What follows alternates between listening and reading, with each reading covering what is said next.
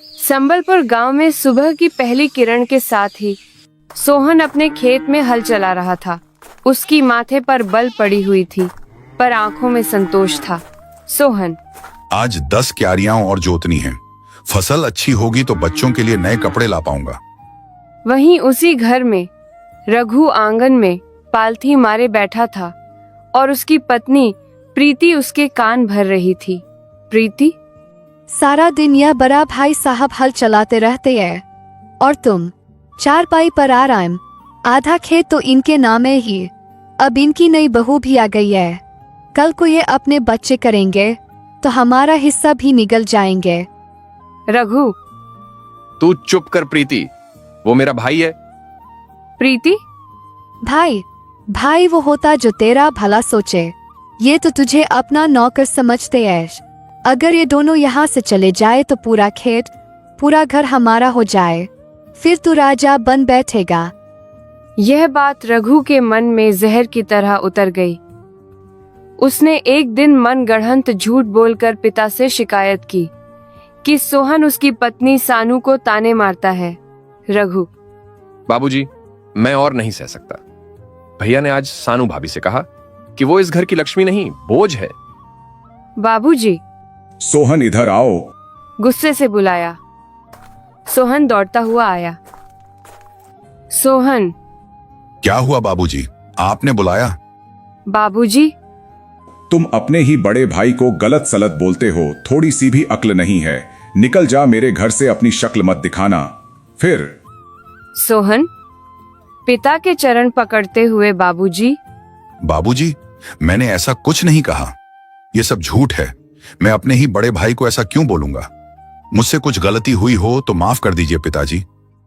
सानू, पिताजी, हम चले जाएंगे, पर आप याद रखना हमारा दिल इस घर के लिए साफ है और हमेशा रहेगा। दोनों ने अपने थोड़े से कपड़े बांधे और गांव छोड़ दिया। सानू के चेहरे पर विश्वास की एक मुस्कान थी। सानू, डरो मत सोहन, जहाँ ईमानदारी होती है वहाँ भगवान एक नया रास्ता जरूर दिखाते हैं। सोहन, पर हम लोग सबको छोड़कर जाएंगे कहाँ? सानू, मेरा तो सोचकर ही दिल टूट रहा है। कहाँ जाएंगे? कई दिनों की भटकन के बाद वे पाताल नगर नाम के एक शांत गांव में पहुंचे।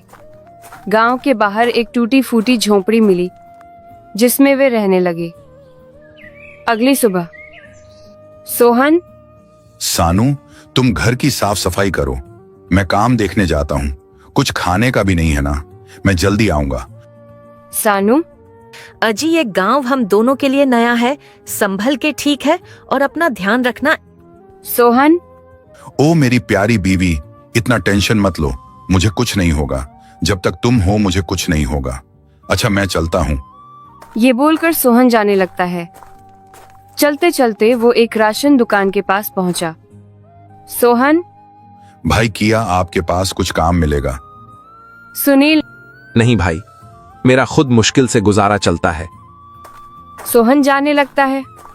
कुछ दूर में उसको एक कपड़े का दुकान मिलता है। सोहन, भैया, क्या मुझे कुछ काम मिल सकता है? मैं इस गांव में नया आया हूँ। कुछ काम है तो दे दो। बड़ी मेहरबानी होगी आपकी। आकाश, नहीं नहीं, मेरे पास पहले से बहुत आदमी हैं और नहीं चाहिए। आप आगे में देखो। ऐसे ही शाम हो जाता है। सोहन मायूस होकर घर लौटता है। सोहन हताश होकर, माफ करना, तुझे इतनी कठिनाई में डाल दिया। रोज काम ढूंढता हूँ पर कोई पूछता तक नहीं। सानू, ऐसा मत कहो। देखो, इस गांव में न कोई चाय का ठेला है न कोई नाश्ते का। सब लोग दूर जाते हैं। क्यों ना हम कुछ बेचने का सोचें? सोहन, पर पूंजी कहाँ से लाए? हाथ खाली हैं। सानू, कल सुबह गांव के प्रधान जी से मिलते हैं। कहते हैं ना, मुसीबत में सबसे पहले अच्छे लोगों का दरवाजा खटखटाना चाहिए। अगली सुबह सोहन ने हिम्मत बांधी और प्रधान के घर पहुंचे। सोहन, प्रधान जी नमस्ते। मैं नया आया हूँ इस गांव में। कुछ छोटा काम शुरू करना चाहता हूँ पर। प्रधान, बेटा, तुम्हारे चेहरे पर मेहनत और ईमानदारी झलक रही है। बोलो, क्या चाहिए? सोहन। एक छोटा सा ठेला लगाना चाहता हूँ। पत्नी के हाथ का बना नाश्ता बेचूंगा। 5,000 रुपये कर्जा चाहिए। प्रधान। कर्जा नहीं बेटा, ये लो 10,000। इसे अपना हुनर दिखाने का मौका समझो, सफल हो जाओगे। सोहन की आंखें भर आईं। वह दौड़ता हुआ घर लौटा। सोहन। सानू, देखो, प्रधान जी ने मदद कर दी। तुम्हारा सुझाव सही था। सानू। अब हम सोहन सानू मठरी रोल का ठेला शुरू करेंगे। ठेला तैयार हुआ। पहले दिन कोई नहीं आया। दूसरे दिन एक बुजुर्ग महिला रुकी। बुढ़िया माए। बेटा, ये क्या बेच रहे हो? माई, ये मटन घर का बना, साफ सुथरा। एक टुकड़ा लेकर देखिए, पैसे बाद में। बुढ़िया माई। वाह, ये तो ठीक वैसा ही स्वाद है जैसा मेरी माँ बनाती थी।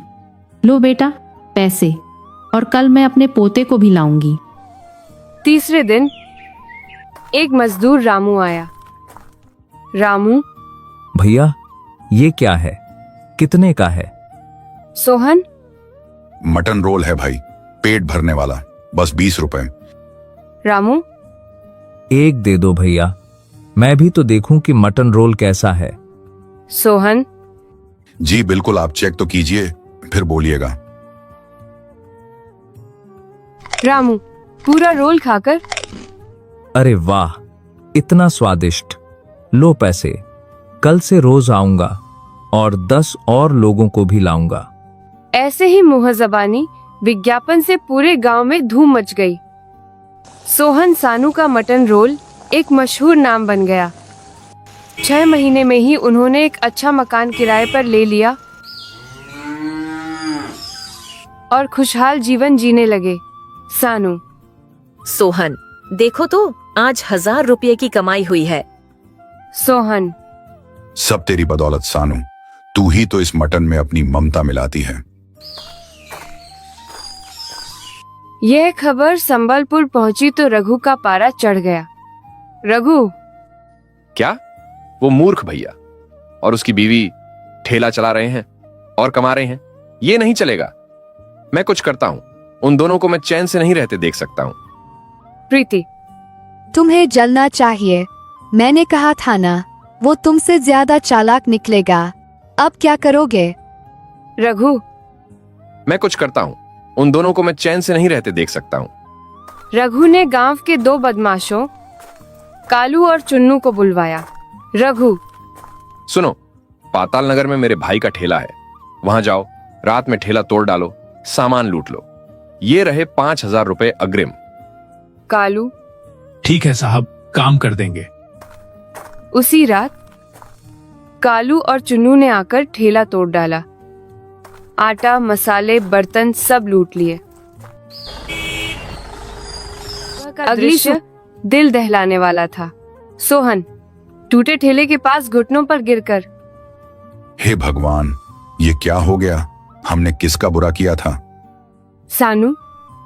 सोहन, उठो, रोने से कुछ नहीं होगा। चलो फिर से प्रधान जी के पास चलते हैं। प्रधान ने सारी बात सुनी तो क्रोधित हो गए। प्रधान। ये तो सीधा अपराध है, पुलिस में रिपोर्ट करेंगे। सोहन। नहीं प्रधान जी, पुलिस का चक्कर नहीं, मैं फिर से शुरू करूंगा। बस थोड़ी सहायता चाहिए। प्रधान प्रभावित होकर, तुम्हारा हौसला देखकर दिल खुश हो गया। लो, इस बार 15,000। और डरो मत, अब गांव की चौकीदारी तुम्हारे ठेले की भी देखरेख करेगी। दूसरा ठेला और भी ज्यादा मशहूर हुआ। इस बार रघु का पैसा खत्म हो चुका था। उसने सेठ ठाकुरदास से 10,000 रुपये ब्याज पर लिए थे चोरों को देने के लिए। पैसे न चुका सके। लाला ठाकुरदास। रघु, तेरे पास अब कुछ नहीं बचा। यह घर अब मेरा हुआ। निकलो यहां से। रघु। लाला जी, थोड़ा और वक्त दे दो, मैं किसी भी तरह से आपका पैसा चुका दूंगा। लाला ठाकुर।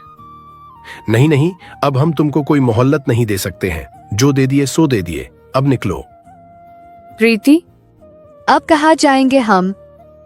तभी प्रीति को ख्याल आया। प्रीति, एक ही रास्ता बचा है, तुम्हारे भैया के पास चलते हैं। रघु, उनके पास जिनका मैंने इतना नुकसान किया, वो मुझे कुत्ते की तरह भगा देंगे। प्रीति, अजी एक बार चल के तो देखते हैं, क्या पता हम दोनों को दया से रख ले। रघु, ठीक है, चलो देखते हैं। हमें तो नहीं लगता है कि वो हमें अपने घर के अंदर भी आने देंगे। तुम कहती हो तो चलते हैं। मजबूरी में दोनों पाताल नगर पहुंचे। सोहन के नए घर के सामने खड़े होकर रघु, सोहन, सोहन, मेरे भाई देखो, मैं आया हूं, आपके बड़े भाई। सोहन और सानू बाहर आए तभी देखते हैं भाई और भाभी को।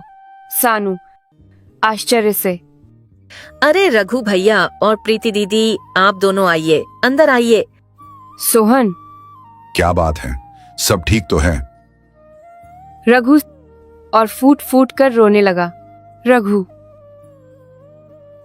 भैया मुझे माफ कर दो, सब कुछ मैंने किया, झूठ बोला, तुम्हें घर से निकलवाया, तुम्हारा ठेला छुड़वाया, मैं बहुत बुरा हूं।